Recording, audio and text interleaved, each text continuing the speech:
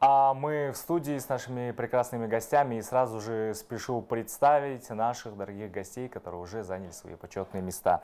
Определены победители конкурса стартапов и цифровых инициатив среди сельских сообществ. Было такое замечательное мероприятие, где определились победители. И у нас в гостях сегодня Святослав Лыхин, это победитель конкурса стартапов и цифровых инициатив. Доброе утро.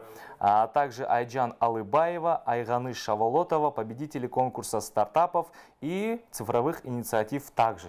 Поздравляем вас с этим. А также Рахат Макеева, пиар-менеджер проекта DigiConus, построение прозрачного будущего для сельских сообществ через цифровизацию. Доброе утро. Ну, во-первых, выглядите прекрасно. Прям видно, что вы рады своей победе. Мы вас поздравляем с этим замечательным проектом, с победой. Ну и хочется узнать поподробнее вот о данном мероприятии. Расскажите, пожалуйста, в целом, что оно о себе дает знать нам всем. Этот конкурс был организован в рамках проекта DigiConus, который финансируется Европейским Союзом и в партнерстве с Эстонским центром развития, международного развития. Вот. В Кыргызстане этот проект реализует Центр гражданских инициатив «Лидер». Вот, он находится в Караколе, офис. Конкурс о чем был? Конкурс был именно среди сельских сообществ, чтобы поддержать именно женщин сельских, молодежь, активистов и предпринимателей. Стартап, есть разница между стартапом и цифровой инициативой. Стартап — это больше ориентирован на получение прибыли, но с учетом, конечно же, того, чтобы создавались какие-то новые рабочие места среди сельских жителей. Цифровая инициатива больше ориентирована как социальный проект, он идет, и тоже идет как поддержка женщин и молодежи. Да? И вот наш конкурс, он был действительно необычным. Наши, наверное, участники, победители поделятся своими впечатлениями. Он был особен чем?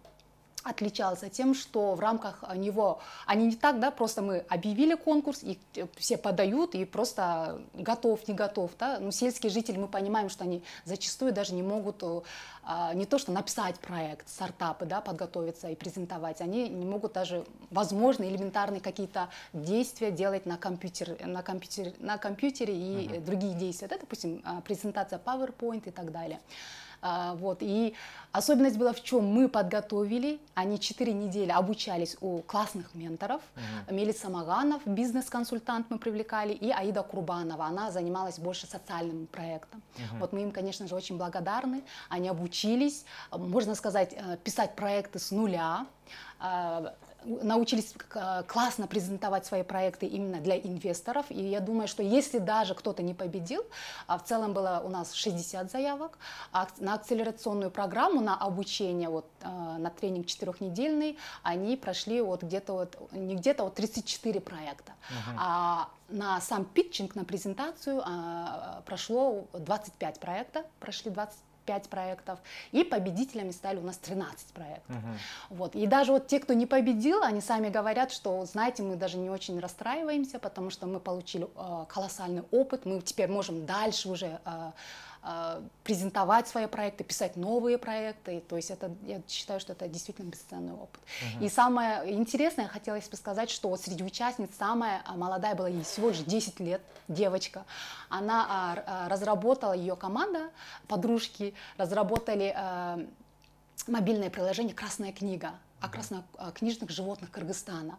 То есть это тема экологии. Да? И самой старшей, ей 55 лет, насколько я знаю, она вот именно по производству меда, но с помощью цифровых весов и цифровых станций. То есть это уже современно идет. Да? То есть все они должны были именно презентовать проекты, которые включали бы в себя какие-то цифровые навыки. Это было как бы главное условие.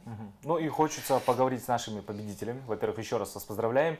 Расскажите вот именно о своих проектах, которые вы презентовали и благодаря которым вы победили. Вот очень интересно об этом узнать. Да, пожалуйста, давайте начнем.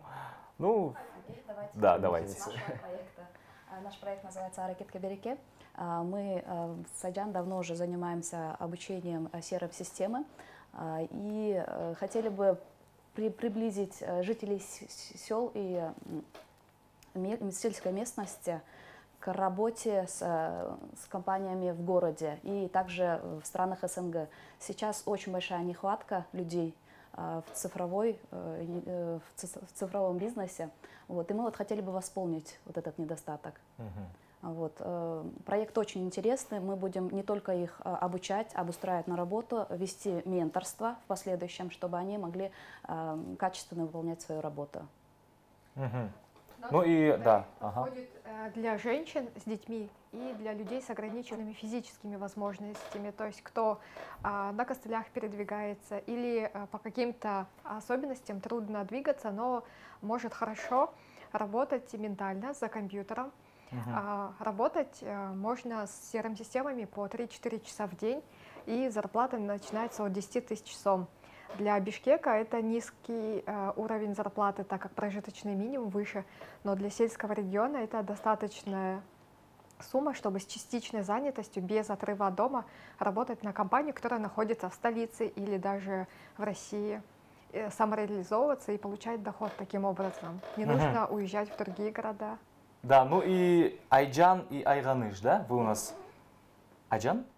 Айганыш, ага, и вы Айджан. Да. То есть вы такие похожие буквально, и обе еще и победительницы. Случайно не родственницы или? Мы в одном проекте. То есть в одном проекте? Да. Ага, поздравляем вас. Спасибо. Ну и Святослав, о вашем проекте тоже хотелось бы узнать. Да, да. Казалось бы, причем, ну, если проект про сельских женщин, причем здесь я, студент из Бишкека, да. Но на самом деле я работаю в команде с прекрасными женщинами, они с южного берега Иссык-Куля, и они инициировали прекрасный проект, который, мне кажется, такого национального масштаба, он называется Геопарк Тескей. То есть на южном берегу, полностью южный берег, эта территория охватывается под Геопарк Тескей, который уже создан, у него есть национальный статус, но мы как команда стремимся к получению статуса ЮНЕСКО.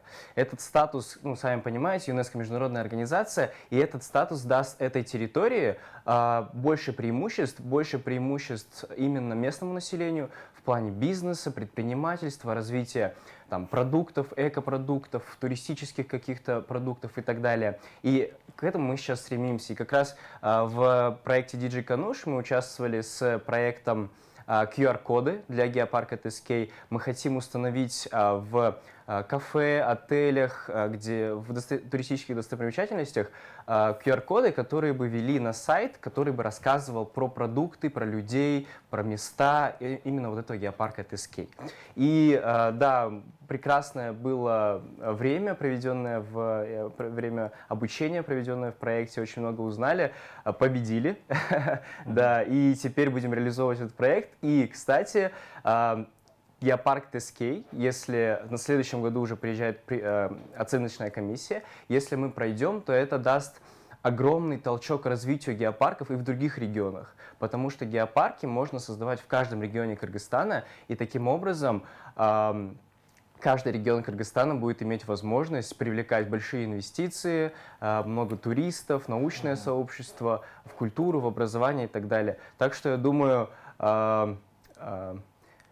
жюри не ошиблось. Ну и чтобы победить в таком конкурсе, наверное, нужны какие-то знания, какая-то база, то есть где вы обучались, что заканчивали, какого у вас образования. Расскажите, пожалуйста, наши победители, да. Давайте начнем с вас. Переводчик китайского, далеко ушла. Вот. Но, в принципе, мы учимся, мы реализуемся совсем в другой стезе. Мне понравилась очень акселерационная программа. Это, наверное, больше даже помощь нам в будущем, чем деньги, которые мы выиграли в гранты. Потому что программа была очень крутая. У нас есть много других проектов, и эта программа нам поможет их упаковать. Мы можем сейчас просчитывать прибыльность на 3 года вперед, устойчивость высчитывать. У нас есть много других проектов, которые также, может быть, в последующем будут связаны с геопарк Тескей. Вот, по туризму. И мы долго думали про этот проект, около года, но не могли его, как бы вам сказать, понять, да, собрать его. Сейчас собрали и поняли, что можно даже привлекать остальных участников как с коллаборацией. Вот, поэтому очень классная акселерационная программа, очень благодарна менторам, которые нам преподавали. Вот, сильная команда, мне понравился также пиар. Они молодцы. Мобилография отдельно, СММ отдельно, пиар отдельно. Классно подготовились. Крутая команда. Ну и Айджан, также какое образование у вас? Что заканчивали вы? У меня экономическое образование и аграрный менеджмент. Ранее проходила также курс мини-MBA, но несмотря на все это, мне очень понравилась акселерационная программа. Я бы хотела поблагодарить Банур Абдиеву, руководителя организации «Лидер», за подбор таких классных специалистов, менторов. Нас консультировали по каждому блоку специалисты. По бизнес-моделированию Мелиса Маганов. Наш ментор по социальному проектированию была Аида Курбанова. По финансам нас, по налогам и по регистрации, по каждому были коучи свои, проводили занятия онлайн. Они были настолько вовлечены, что мы в течение месяца каждый день дорабатывали свою заявку и уже начинали просто жить, мыслить своим проектом. Конечно, это такой большой мотиватор, толчок на успех. Спасибо огромное организаторам и менторам. Святослав, так, Я какое у вас? до сих пор учусь на 4-м курсе.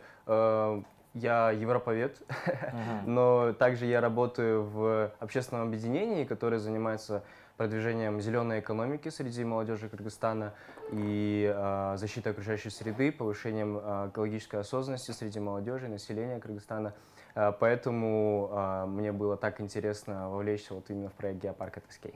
Здорово. Ну и Рахат, а могли ли все стать участниками желающие, либо были какие-то определенные категории людей? В принципе, могли стать все, но было условие такое, что в основном, конечно же, заявки принимались именно из пилотных муниципалитетов. Это Ошская, Баткенская и Сыкульская области. Именно Мырзакинский айыл өкмөтү, Юсуповский, Карабулакский, Сумбулинский, Кунчыгышский и Барсконский айыл өкмөтү. Да? Но могли принимать также участие из Бишкека, допустим, даже за границей, да, кыргызстанцы. У нас были такие участники, но они должны были совместно с этими муниципалитетами в партнерстве и для этих муниципалитетов реализовать этот проект. Поэтому, да, в принципе, могли все, те, кто желал помочь именно этим муниципалитетам. То есть это впервые проходит такой вот конкурс, да? В рамках нашего проекта, да, да. Ну, я вот опять-таки считаю, что у нас была такая особенность, что вот обучение у нас было очень усиленное. Вот даже сами участники подтверждают. Вот. И то, что вот действительно у нас такие участники, что вот маленькая даже девочка, она была прям звездой, все журналисты там с камерами ее снимали, а она даже в конце устала, бедная. Ну, действительно было очень классно и необычно, и здорово, действительно. А что ожидать в будущем? Какие проекты у вас сейчас готовятся? У нас будет большой проект Тег-фестиваль в апреле следующего года. Это будет некая экспо вот этих всех стартапов. Я надеюсь и верю, что они реализуют свои проекты, да, стартапы, и мы их выставим как выставку. Это будет большая выставка, и пригласим всех гостей.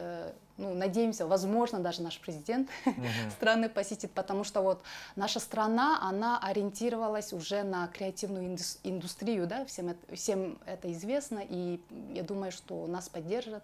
И вот такое такое замечательное мероприятие нас ждет в апреле. То есть в апреле, будет где выставка, это будет вещаться, да, где людям ждать и где людям смотреть? Вот. Ну, это пока пусть остается тайной, мы будем готовиться и обязательно об этом, конечно же, объявим. Здорово. Ну и хотим пожелать вам дальнейших успешных проектов, чтобы Спасибо. у вас также были прекрасные такие же победители, как сегодня, с чем мы вас еще раз поздравляем.